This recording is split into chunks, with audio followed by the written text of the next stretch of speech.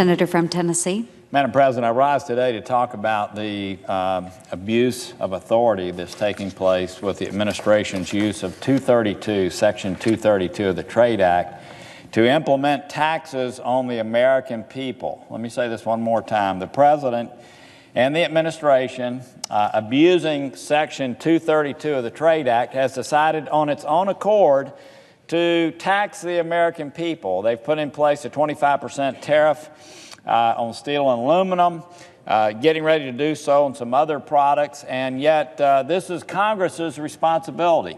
Congress's responsibility to generate tariffs or deal with taxes. So the administration, by citing 232, a national security issue, is taxing goods coming into America from Canada, from Europe, our allies, on a national security basis. Today I wrote a letter to Senate Secretary Ross, our Secretary of Commerce, because it's my understanding, and he actually today, I guess, in a hearing with the Finance Committee, said there were 22,506 requests from companies here in the United States asking for exclusions on them being taxed for goods that come in to support their companies. Now, I would just say to my friends here, on what basis do we think these exclusions might be granted? I mean, we've already had an abuse of authority in using 232. I guess my question to Secretary Ross is, on what basis is he going to be granting these exclusions? Are they going to be friends of the administration that get exclusions?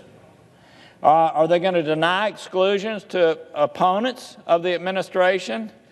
Or are they going to use, a national security reason, if you will, to grant exclusions? So, Madam President, I just want to say, again, I think that this is our responsibility. I realize that when additional tariffs go in place in July, when these other countries retaliate, which is their plan on July the 1st, my guess is that this issue may become more ripe for action.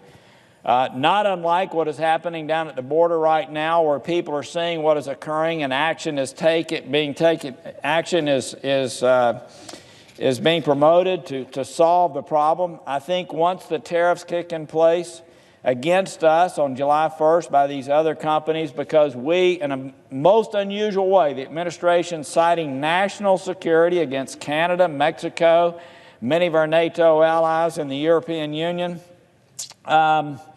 I think that this issue is going to become ripe. I think it's going to become ripe for Senate action and House action. But again, I would just ask people in this room, knowing that they've cited 232, which again is an abuse of that authority, are we comfortable with the criteria that the administration is going to be using on the 22,000? Actually, let me see here. Maybe that's a low number. It's 26,977, issues that have been dealt with, but 22,506 exclusions have been asked for. So, in other words, we have companies that are coming to the administration, which is abusing their authority. We have companies that are going to the administration asking that they not be impacted by the tariffs that the administration, the taxes that are being placed on their companies unilaterally by this administration with no congressional input. I would just say to my colleagues, do we not want to know on what basis they unilaterally are going to decide not to tax certain companies? In other words, most companies are being taxed 25%. They just decided to do that themselves, and yet they're going to grant exclusions. I want to know. I think this issue is going to wreak havoc on our country. It already is wreaking havoc on our relationships with friends that have been with us for many, many years in defense, that have come to our aid. We've come to their aid. We've had alliances. And, Madam President, again, I challenge the Senate to take action on this. There's an amendment that's broadly supported by people on both sides of the aisle with a wide range of ideology that would say that if we're going to invoke 232, a national security section, that we would vote on that. My sense is that as this moves along, people are going to want to vote on that. and I look forward to that day occurring. With that, I yield the floor.